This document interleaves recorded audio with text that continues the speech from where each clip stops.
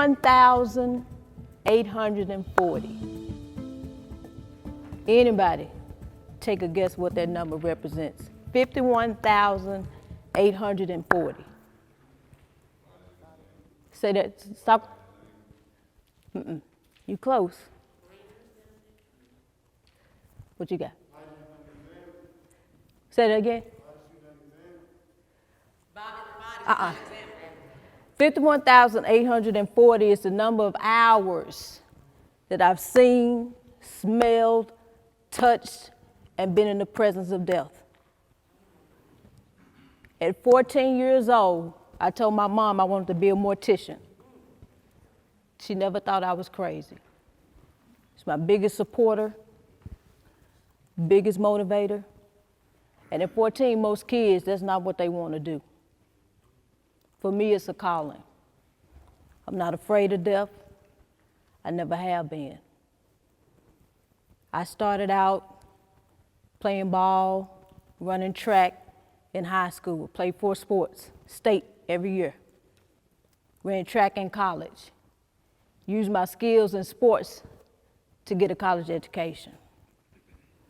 I worked at the funeral home. I'm a licensed mortician for the state of Tennessee. I do embalming, I do funeral directing. I started out at the medical examiner's office back in 2016, and I started out as an autopsy technician. And as an autopsy technician, what we do is we assist the doctors with the examinations.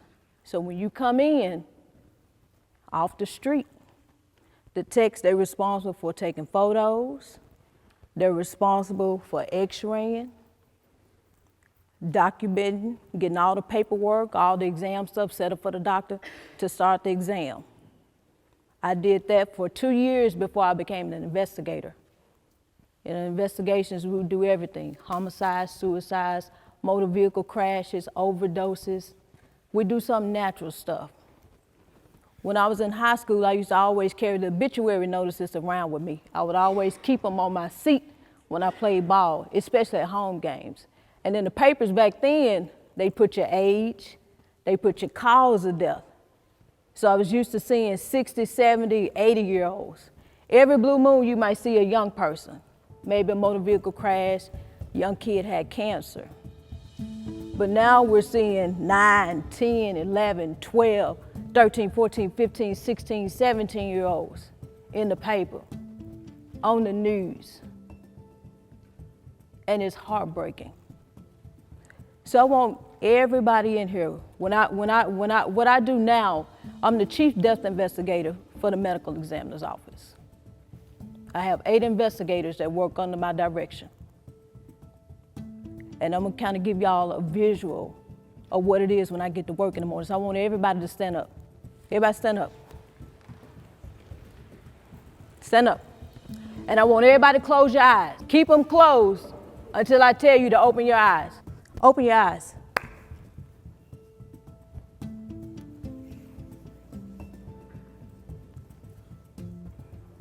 Ms. Martha asked me to give y'all some stats. Now you heard Lieutenant Shabazz say right now, for this year, 2022, would you say, Luke, about 56, 58? Okay. I ran back and pulled the numbers, 18 and under. 6 males, 2 females, 1 baby. 1 baby. Bullets don't have names on them. So y'all run around with guns, you don't know how to use them. You got innocent people losing their lives for bad choices that you're making. And ask yourself, is it fair for somebody to lose their life because of the decision that you made to pick up a gun? Is it fair? No. Is it fair? 1-year-olds, 2-year-olds, 3-year-olds shouldn't have bullets in their head. This could be your little sister, your little brother.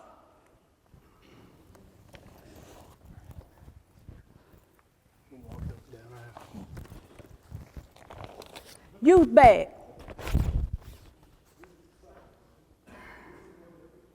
They come in different sizes, y'all. And these are the people that y'all gonna eventually have a negative impact on with the decisions that you're making to pick up the guns.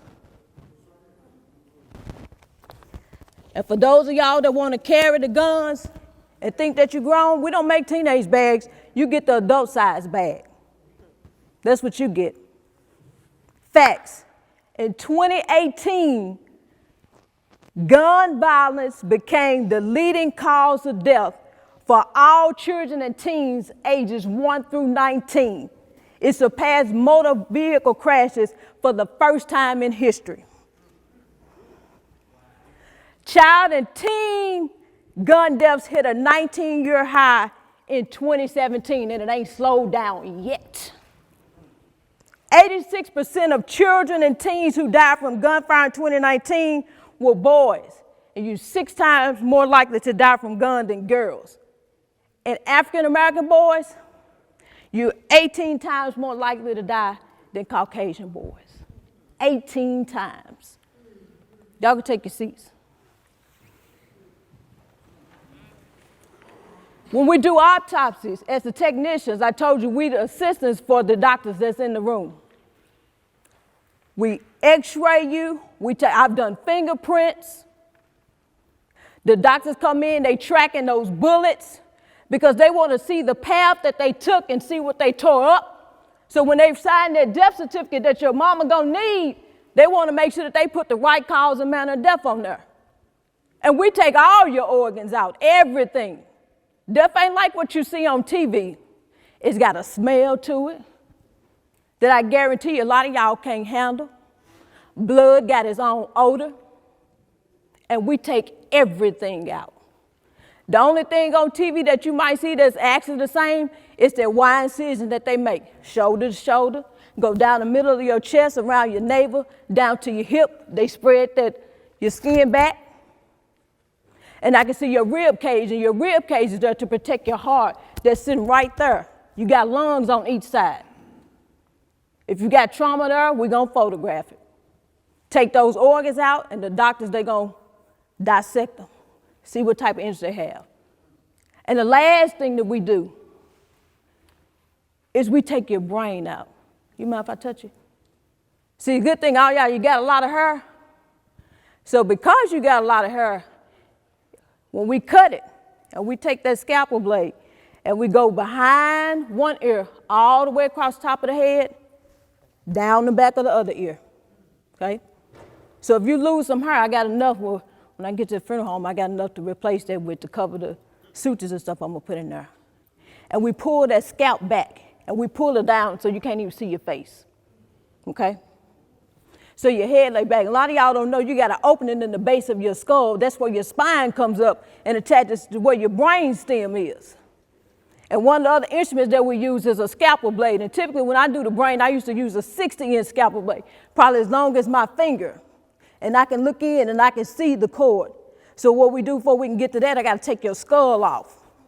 So just like he said, he got a saw that he teaches with construction. It's only one type of saw that we use. And I bought one today. It's called a striker saw, okay? It's what we use to cut that skull open with. And see, it takes some skill and precision to cut that skull open because I want to make sure that I got a nice round shape. I might put a cradle so that when the mortician got to put your skull cap back on, it's going to sit there and I ain't got to do a lot of maneuvering to get your forehead to smooth out. And so once we cut that skull open, we take your brain out. Like I said, death doesn't bother me. Take that scalpel blade, stick it in there around the brain stem. I flip it one way, I turn it around, I flip it the other way. I take these 2 little fingers and I pull your spinal cord out. Got your brain. Death doesn't bother me, but what bothers me is the amount of potential that will never be manifested for what God intended it to be manifested for. Because of the bad decisions that you're making. Now, some of y'all, like they said, some of y'all ain't gonna get it. You already done made up your mind, and that's fine. Because some of you all that really want to make a turn in the right direction, somebody else gonna have to lose their life again in order for it to really hit home for you.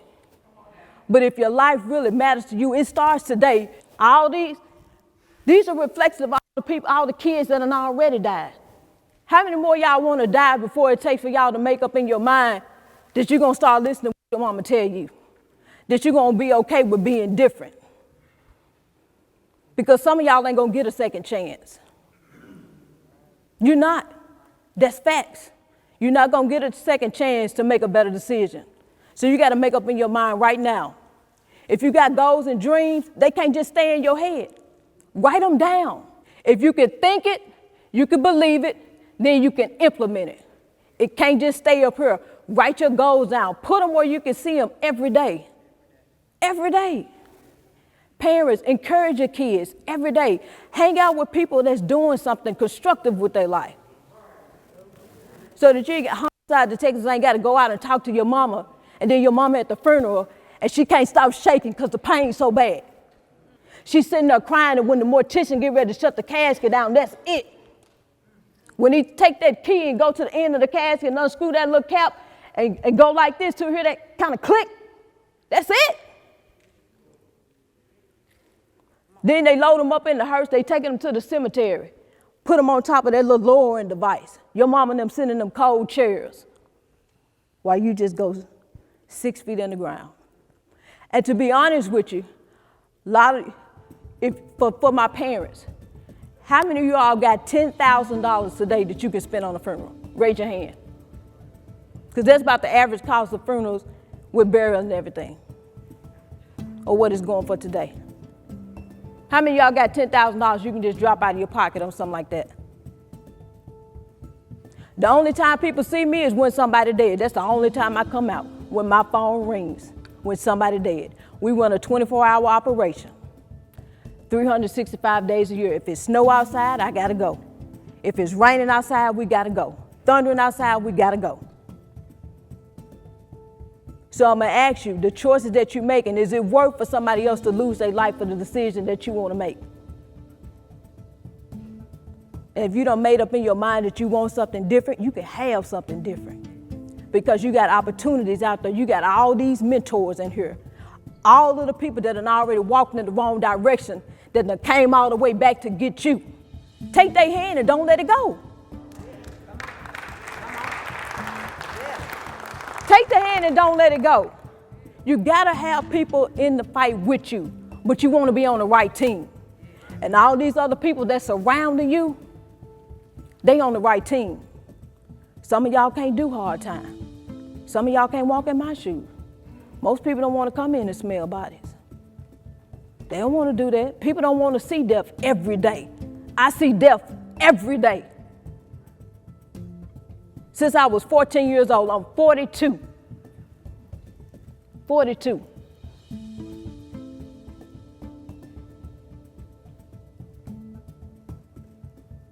I told Miss Martha, little confidence. I got a book coming out. I just finished my first book. Because I want y'all to be inspired. Because I know if I can do it, I know y'all can do it. I grew up in North Memphis, over there off North Hollywood Street on Calvert. If I can do it, anybody can do it. Kingsbury class of 97, go Falcons, fly high, school big. It don't matter where you come from. Don't matter what your background is, what mom and daddy education level is. You got breath in your body, use it.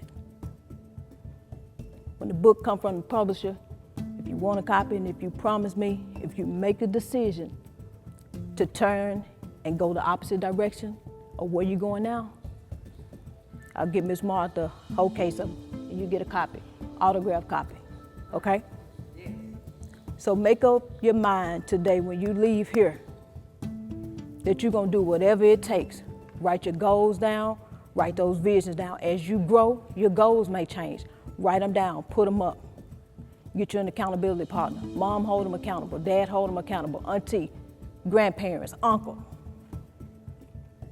But as much as we want it for you, you gotta want it for yourself. Because I can stand here all day and tell you what's gonna happen to you. But you gotta want it and you gotta believe it, because y'all lives do matter. Y'all lives matter so much because you are the future. Y'all all we got. Y'all all we got. I got a 10-year-old son. He's not afraid of death. He go to the funeral home with me. He know what bodies look like, but I teach him. I teach him the importance of how better choices create better chances. So stop wasting the chances, because this may be your last one. God bless you.